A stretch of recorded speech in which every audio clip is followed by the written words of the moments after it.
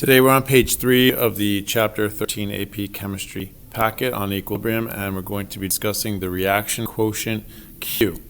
If we go back to our barbecue analogy, and remember that we had people in the house, we had people out of the house, we had our door that went in and out. Let's suppose that we had in our situation a sunny day, so we're going to have 2 people out for 1 person in. That's the right ratio we're supposed to have on this sunny day. Now let's suppose that 3 people show up. What we're going to do is in our heads we realize that we have too many people outside of the house and some of these people have to go in. But mathematically, let's figure out how to write that down. So the correct ratio is supposed to be 2 to 1. Okay? But right now we're going to have 5 to 1. And 5 to 1 is not the right ratio. 5 to 1, it's too large. So this is what we're going to call our Q. Our Q is our test equilibrium. Okay, so what I'm actually going to do is I'm going to write this a little differently. All right, so anyway, that's 5 to 1. So here's our Q, and here's our K. Our K is 2 to 1. So our Q is too large. If our Q is too large, we have to shift left, which means that the people outside are going to go inside if Q is larger than K. So as you know, these people, one of these people is going to go in. So now we have a ratio of 4 to 2, which is perfect. Okay, let's suppose that 3 more people show up, but they show up on the inside. So now our Q is going to be 4 people inside to 5 people outside.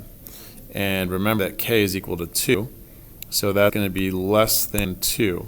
So since Q is less than K, this means that this must shift to the right.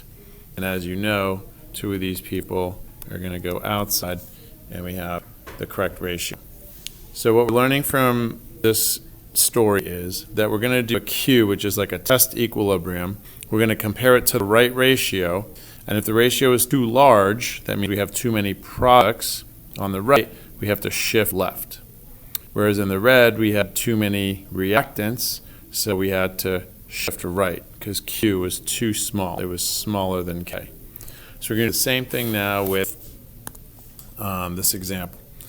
So in this example, we have hydrogen gas reacting with fluorine gas to make hydrogen fluoride gas. And what we're going to do is we're going to compare the Q with the K. So the K is 115. We're supposed to have 115 as our ratio. So initially we have to work in molarity, don't forget. So we're going to put in 3 moles over 1.5 liters for each of these initial concentrations.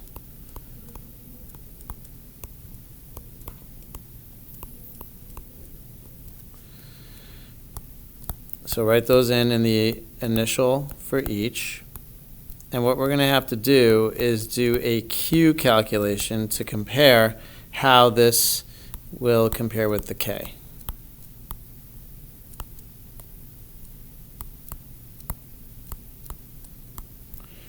All right, so Q is going to be set up the same way as K. So it's going to be the concentration of HF. That's going to be squared, divided by the concentration of hydrogen times the concentration of F2. Now this is going to be easy math because each of these molarities is 2. So that's going to be 2 molar raised to the second over 2 molar times 2 molar, which you can do in your head. All this is going to come out to be equal to 1. And 1 is far, far less than 115. Okay, the double less than sign means that it's really a lot less. So that means it's going to shift to the right. We have too many reactants. It's like too many people inside the house. Okay, there's too much on the left side. These are too much. So we have to shift to the right and make more products.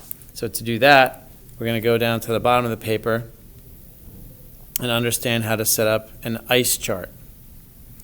Okay, ICE stands for initial change final. Equilibrium. ICE, initial change equilibrium. So we're going to start off again with our initial, which was 2 molar for each of these. So 2 molar for the hydrogen, 2 molar for the fluorine, and 2 molar for the hydrogen fluoride. Now we know we have to shift to the right. That means we're going to take away from the reactants. So I'm going to put a minus X here. The reason why that's minus X as opposed to 2 or 3 or 4 is because this is a 1 coefficient and this is a 1 coefficient, but this happens to be a 2 coefficient. So we're going to take away X from the hydrogen, we're going to take away X from the fluorine, and we're going to make 2X of the hydrogen fluoride because we're following the stoichiometry of the equation. Again, since this is a 1 to 1 to 2, the change line is going to follow 1 to 1 to 2. So don't forget that the change line is the bridge, the stoichiometry, the ratios. All right, so when you're all done with the columns, you're going to see that this is going to be a 2 minus X. I'm just going to write 2 without sig figs here for making it quick. And this is going to be 2 plus 2X. All right, so now the question is, how do we find the missing X values? Well, what you realize is that Kc is going to equal the products over the reactants. So again, this equals HF concentration squared over hydrogen concentration times fluorine concentration. So when you put these in, you're going to find out that the top is going to be 2 plus 2x quantity squared over 2 minus x times 2 minus x. I'm just going to write that as squared as well. And of course you know that the K is 115 from the top. So now this, as we see, is going to be a square root method of solving, which is going to be nice and easy, because if you can take the square root of the right side, it'll make your life a lot easier, and you could take the square root of the left side as well. So if we do the math for this, we're going to find out, I'm just going to make a little line here to separate our work. We're going to write, it's all algebra now. Okay, so this is going to be 10.7, which is the square root of 115, equals 2 plus 2x divided by 2 minus x. So what we want to do now is multiply each side by 2 minus x, so we can divide that out on the right. And when you do the math for this, you're going to get on the left side 21.4 minus 10.7x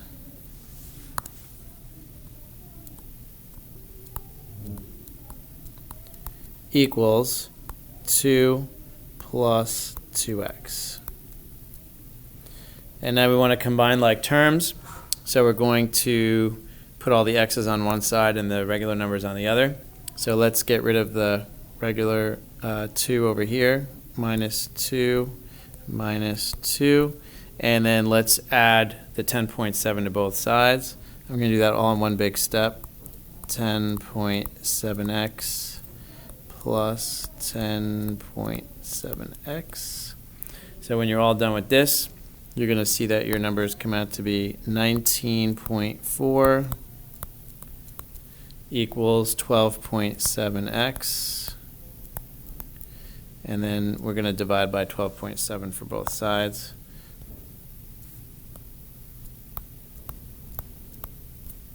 And you're going to find out that your x is going to equal 1.53. So all that work was just to get x. But we're not done. That's just x. Okay, so what are we going to do with this x is we're going to put it back into the equilibrium line. So if I take this and put it over here, so 1.53 in that x, 1.53 in that x, and 1.53 in that x, okay, because we just found x right here. Then we're going to find on top, we're going to have a 0.47 molar as our final answer here. We're going to have a 0.47 molar over here as well. I'm going to write it kind of small. Hopefully you can see that. And then this on the right side is going to be 5.06. It's 2 plus 2x. So these are our final molarities, and this will be the answer to the problem. If you want to double check, what you could do is do products over reactants again and see if it comes out right. So 5.06, we're going to raise that to the second because it's products over reactants. And at equilibrium, I have a 0.47 for each of the denominator's terms. So it's 0.47 times 0.47. When you do the math for this, you come out to be 116, which is completely agreeing with this K of 115. So now we found the equilibrium concentrations. That's what the whole point of this was. What was the concentration of H2, F2, and HF? So if we want the 30-second recap, we know that Kc equals products over reactants.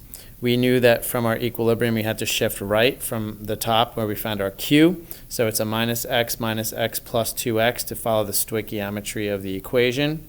Then we ended up with our equilibrium line over here. We took those numbers and variables and plugged them into our Kc expression.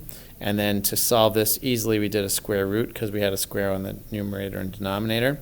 Once we did all our algebra over here, we found out 1.53 was x. We take this value of x and put it back into here in 2 minus x, and here 2 minus x to get 0.47, and then put it into 2 plus 2x to get 5.06 as our final answer here.